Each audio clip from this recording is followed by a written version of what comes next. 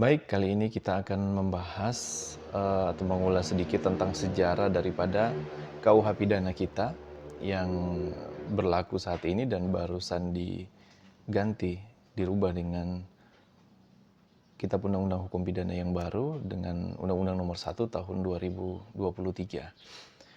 Jadi pada dasarnya KUHP kita itu berasal dari hukum pidana Belanda atau yang dikenal dengan Wetboek van Strafrecht, yang kemudian berdasarkan asas konkordansi di mana kita adalah jajahan Belanda, sehingga aturan hukum pidana yang ada di Belanda juga diterapkan di Indonesia. Dan kitab hukum pidana di Indonesia dikenal dengan Wetboek van Strafrecht for Nederlands Indie. Jadi ada beberapa penyesuaian, walaupun sebagian besar sama, cuma ada beberapa penyesuaian di dalamnya yang diberlakukan khusus untuk wilayah Indonesia atau Nederlands Indie pada waktu itu. Nah, di Belanda itu dulunya yang berlaku adalah Penal Code dari Prancis. Kemudian pada tahun 1870 dibentuk satu panitia yang diketuai oleh Mr. J. De Waal waktu itu, di mana panitia tersebut juga termasuk di dalamnya Mr. Moderman dan ahli-ahli pidana waktu itu dari Universitas Leiden, ditugaskan untuk membentuk suatu kitab undang-undang hukum pidana buat bangsa Belanda sendiri. Dan pekerjaan itu baru selesai di tahun 1875, jadi kurang lebih ada 5 tahun pengerjaannya. Kemudian diserahkan kepada Menteri Minister of Justice waktu itu di Belanda, Mr. Smith. Diserahkan ke Mr. Smith. Kemudian Mr. Smith di tahun 1879 dia menyerahkan ke Parlemen Belanda yang dikenal dengan Tweede Kamer. Dibahas di Parlemen Belanda dengan RST Kamer atau Senat di Belanda. Pembahasan itu kurang lebih 1 tahun lamanya, sehingga 1 tahun lamanya. Di tahun 79 itu dibahas di parlemen. Kebetulan di tahun 79 itu si Mr. Moderman ini sudah menjadi Menteri Kehakiman menggantikan Mr. Smith sebelumnya. Jadi beliaulah yang merancang kitab undang-undang hukum pidana itu, dan kebetulan di saat WVS itu dibahas di parlemen, beliau sudah menjadi menteri saat itu. Sehingga beliau betul-betul menguasai isi daripada WVS tersebut, karena beliaulah salah satu tim penyusunnya. Nah, setelah itu di tahun 1980 baru disahkan Wetboek van Strafrecht itu di tahun 1980, dan berlakunya itu baru di tahun 1986. Jadi kurang lebih ada 6 tahun setelah diundangkannya Wetboek van Strafrecht itu.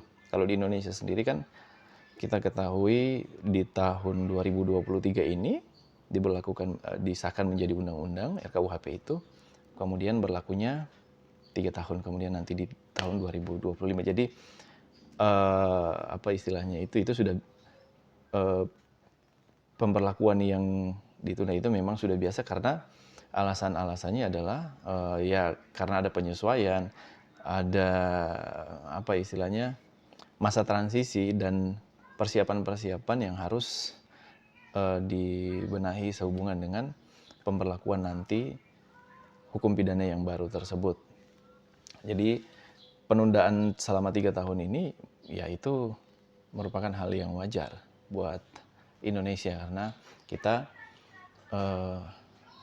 memerlukan waktu untuk menerapkan hukum pidana yang baru tersebut, walaupun sebenarnya secara keseluruhan hampir sebagian besar itu pasal-pasal yang ada di dalamnya itu khususnya mengenai kejahatan itu diambil alih oleh hukum pidana yang baru atau tidak ada perubahan. Yang berubah drastis itu adalah standar hukumannya. Jadi standar hukumannya sudah diatur di KUH pidana yang baru. Kalau yang KUH pidana lama itu tidak diatur seperti yang ada di KUH pidana yang baru ini. Jadi seperti itu. Nah, selain itu di zaman itu di Indonesia sendiri itu terdapat tiga jenis peradilan ini dikenal dengan yang pertama Governmentsrechtspracht, itu peradilan umum yang berlaku untuk setiap orang. Yang kedua Zelfbestuurrechtspracht, itu adalah peradilan untuk swapraja. Jadi untuk wilayah swapraja itu peradilannya tersendiri. Yang ketiga adalah peradilan adat atau Inheemse Rechtspracht, peradilan untuk masyarakat adat. Nah, dua jenis peradilan tadi, swapraja maupun peradilan adat itu sumber hukumnya adalah hukum adat yang ada di Indonesia. Seperti itu. Jadi waktu itu hukum adat masih diberlakukan sebagai hukum positif bagi peradilan di Indonesia. Kemudian di tahun 1951 baru itu dihapuskan dan semuanya tunduk pada hukum pidana pada umumnya, seperti itu. Jadi historisnya seperti itu, dan dengan KUH pidana yang baru ini hukum adat itu dihidupkan kembali oleh pasal 2-nya, sehingga living law atau kebiasaan yang ada di masyarakat, hukum yang dianut oleh masyarakat itu kembali diakui sebagai hukum positif. Tapi tentu saja dengan catatan hukum itu harus tertuang di dalam peraturan daerah.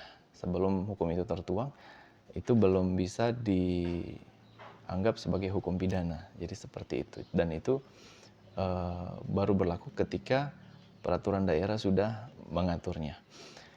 Jadi sebenarnya tidak ada yang istilahnya hukum adat yang diberlakukan kembali ini sebenarnya sudah pernah diberlakukan dahulu pada saat pemerintahan Hindia Belanda. Cuman saat ini diberlakukan lagi, dan itu merupakan langkah yang positif karena di Indonesia sendiri itu awalnya yang berlaku justru hukum adat, bukan hukum pidana yang baru diberlakukan pada saat pemerintahan Belanda itu. Jadi dengan berlakunya kembali hukum adat itu, ya kita kembali lagi kepada jati diri kita.